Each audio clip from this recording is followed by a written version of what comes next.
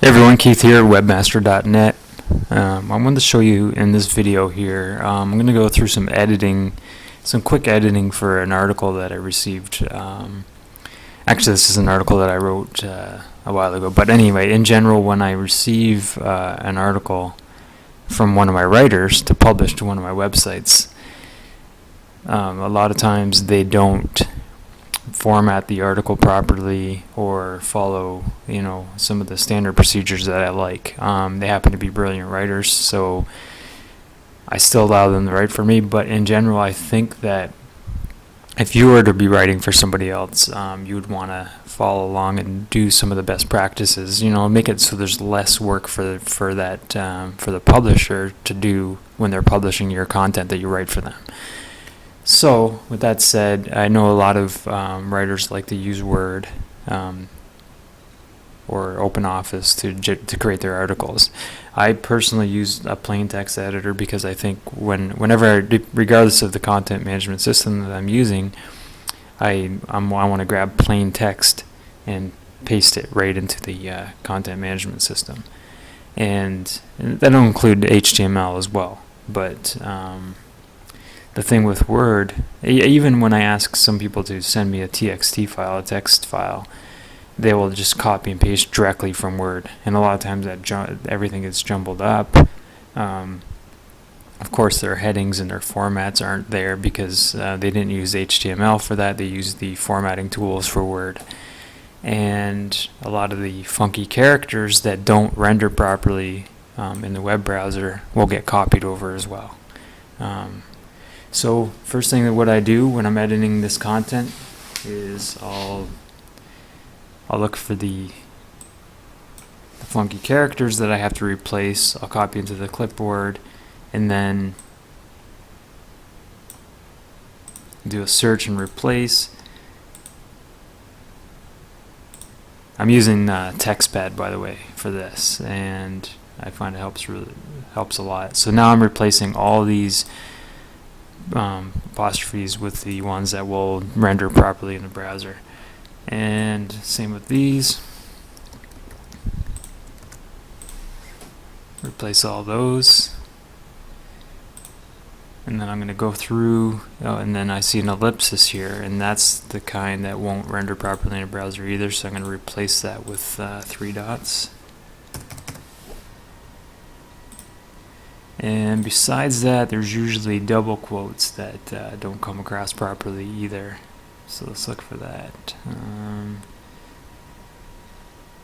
of course, we can just we can create macros that will do all this automatically in TextPad. I just wanted to show you the manual way. And there we go. We got some double quotes that are slanted quotes there. So let's replace those.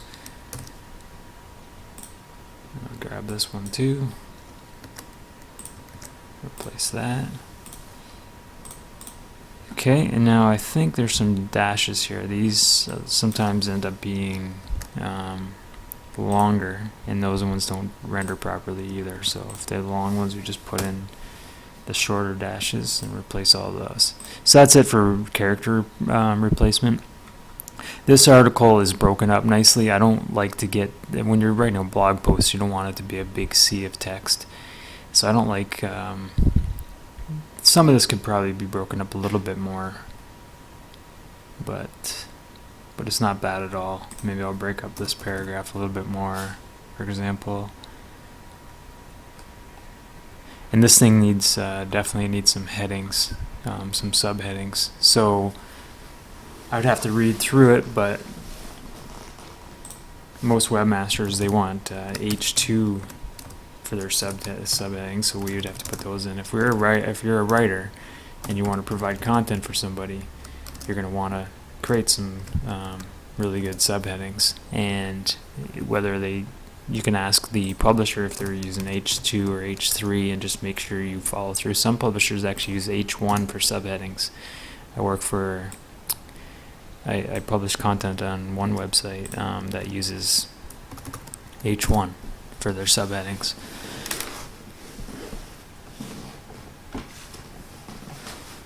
So besides subheadings and replacing the funky characters, you You want to go through the text, you want to read, you want to actually edit it and make sure that it reads well, it flows well, and all the text is broken up. Make some really good subheadings too, and make it so that it makes sense. Like if this section should be described by this subheading, and if you can make subheadings, don't have to be short. You can make it so that for skimmers, they can look through and just look at this subheading and know what this content's about and decide if they want to dig deeper into that content or not based on this subheading. That's really what it's meant for. So somebody can skim through and still get a lot out of this article by just reading the subheadings. So the subheadings could be a sentence by themselves, right? And then it essentially should provide an overview for this paragraph. I don't do this myself all the time. I try to, I aim to, but it doesn't always work out that way. But that should be the aim, to allow someone to skim through, read subheadings, and gain, the gist of what the knowledge is going to be in here. And then they have to decide, okay, I already know that. I don't have to dig deeper. I don't have time to dig deeper right now, or I don't care about this particular step or this particular process, whatever the case may be. So then they can jump to the next one and decide if they want to dig deeper into that, for example. All right, and a lot of times the articles, it's nice to have a call to action near the end, of course, whether subscribe or whatever the case may be, or call to action, basically take action on what you just learned in this article or something.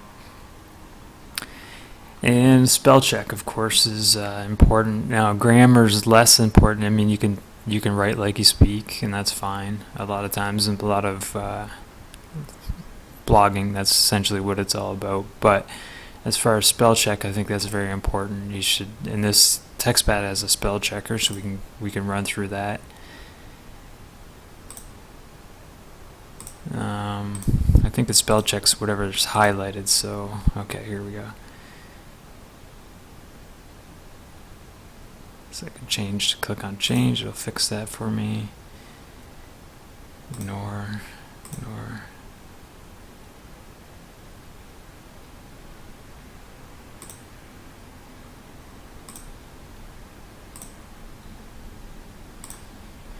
Alright, so I went through and changed a couple of things. There's some words that weren't in the dictionary, of course, that I allowed to go through. But anyway, you get the idea. Format content as much as possible before, get it published ready. So there's less work. So there's just like copy the title in, copy the body in, and it's done.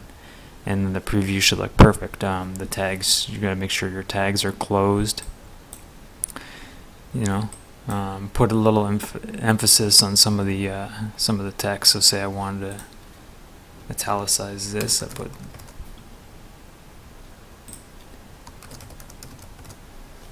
Make sure if you're meant to link out for SEO reasons, you might want to link out to some authority sites that are based on the topic that you're writing about here.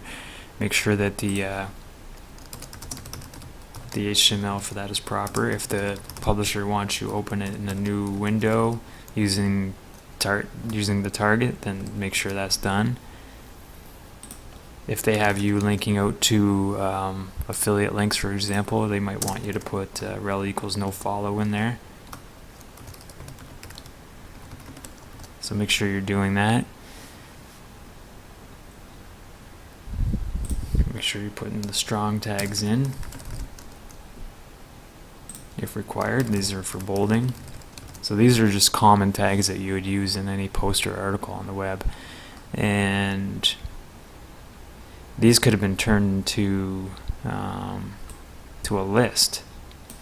So lists are a good idea to include. So if we want an unordered list, so it's like a bulleted list, this is how we would write that.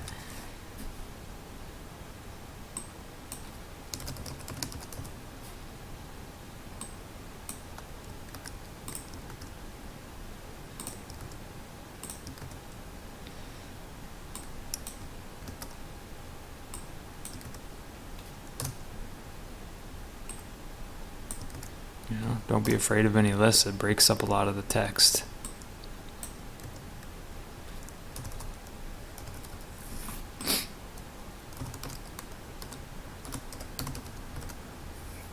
And what you could do also, you want to probably save this as a text file when you're emailing it to the publisher, or when you're publishing it yourself. But you can also save it as an HTML file to view what it's going to look like. The only problem with that, though, is there's not going to be any paragraphs. So if you were to do that, you would need some break tags in there, for example, just so the paragraphs are proper. They won't want that, of course, if they're publishing. If for WordPress, you're not going to want these break tags in there. They're already going to be in there.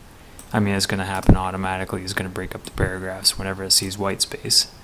So there's not going to be any need for those break tags. But if you wanted to view the HTML yourself, or if you're putting it on a static website where there's no content management system, then you'll need the break tags in there, or you surround paragraphs, of course, with paragraph tags.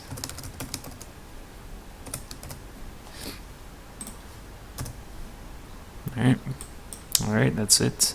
Thanks for watching, and have a great day.